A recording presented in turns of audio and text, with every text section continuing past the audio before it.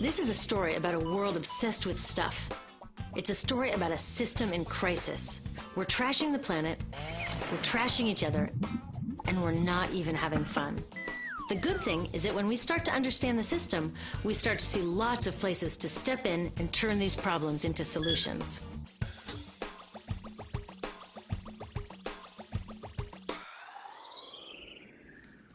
Can I tell you, I love my Pantene Pro V.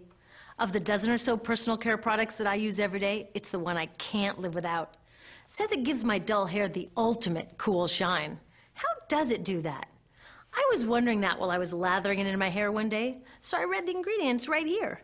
Sodium lauryl sulfate, tetrasodium EDTA, methyl isothiazolinone. What is this stuff? I took this list to some scientists who know how to read it. Turns out my Pantene contains a chemical linked to cancer. And lots of other products in my bathroom, from sunscreen to lipstick and even baby shampoo, also contain chemicals linked to cancer or other problems like learning disabilities, asthma, and even damaged sperm. Like most parents, I try to keep my family safe. But now I find out my bathroom is a minefield of toxins? What are we supposed to do? To find out the answers, we have to go back to one of the key features of our materials economy: toxics in, toxics out.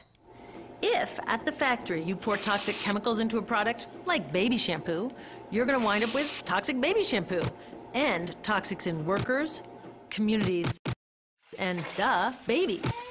So let's take a closer look at this toxic outrage where it seeps into our lives every day, in the bathroom. The average woman in the U.S. uses about 12 personal care products daily. The average man, about 6. Each product containing a dozen or more chemicals.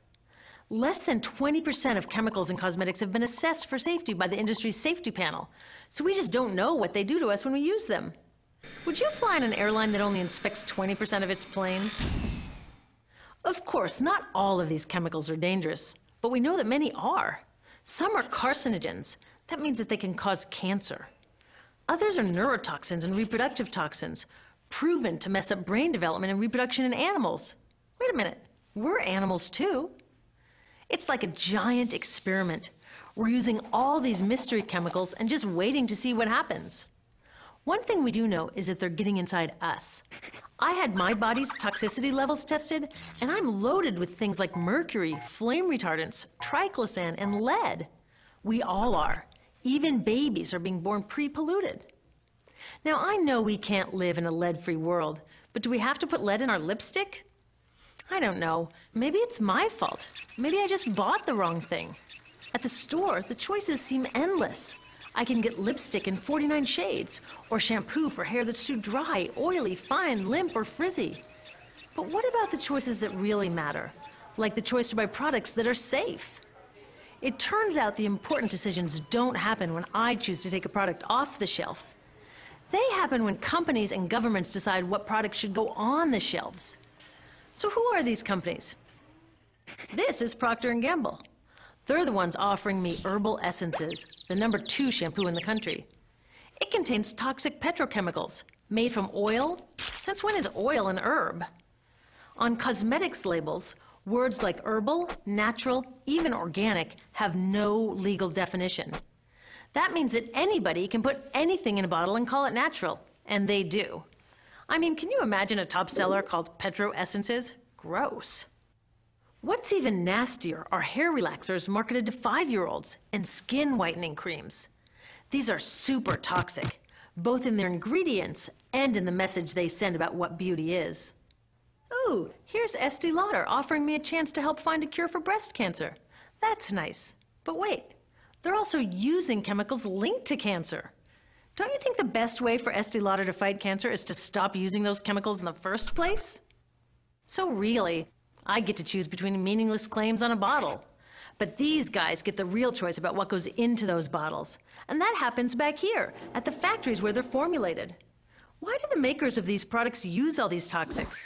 Are they trying to poison us? No, they're just working from a 1950s mindset when people were totally swept up in better living through chemistry. In all that excitement, they forgot to worry about human health impacts. That was years ago, and they're still using these same old toxic chemicals. Today, big cosmetics companies say the doses of poison in their products are small enough to be harmless. Yeah, maybe if you use them once a year. I guess they never get out and see that their products are being used and combined with other products every day. A little toxic dose under your arms, a little more on your hair, on your lips. And workers in nail and hair salons get dosed all day long. So the industry is used to doing things this way, and they can. Because even now that scientists have linked the chemicals they're using to all sorts of problems, there are no laws to get rid of them. You're thinking, really? Come on, nobody's making sure that the stuff we smear all over our bodies is safe? Nope. The FDA doesn't even assess the safety of personal care products or their ingredients. Since 1938, they've banned just 8 out of over 12,000 ingredients used in cosmetics. They don't even require that all of the ingredients be listed on the label. Now, this is an example where we can all agree a little more government action would be helpful. This lack of regulation leaves a huge hole that the cosmetics industry is all too happy to fill. They set up their own committee to self-police their products, and compliance with their recommendations is voluntary.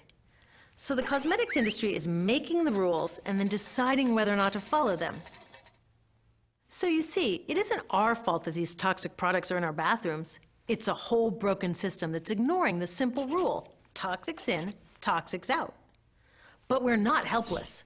There are resources online that we can use to protect ourselves by identifying the best possible choices in the store. But the real action is with people working to change the system. Because if we really want to solve this problem, we got to start here with these guys. Women, parents, workers, people all over the country are demanding that Congress pass a new law, giving FDA the power to make sure that our personal care products are safe. We need common sense laws based on the precautionary principle.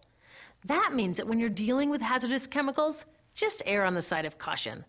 Let's not debate how much lead should be allowed in lipstick. Just get the toxic chemicals out of our products. Smarter laws would force companies to get past that old 50s mindset and figure out how to get us all clean and shiny without toxic chemicals. Can they? Totally. Many responsible cosmetics companies are already putting safer products on the market. Green chemists are developing substances that are designed to be safe and non-toxic in the first place. European governments have required the removal of many toxic chemicals, and companies have figured out how to comply. When cosmetics are reformulated to be safe and labeled honestly, then we can feel comfortable with the choices available at the store. We can choose bouncy hair or full hair, shiny lipstick or matte. We can even choose to feel beautiful without using 20 products. But we'll know that whatever we choose, the most important choice, the choice to be safe and healthy, has already been made.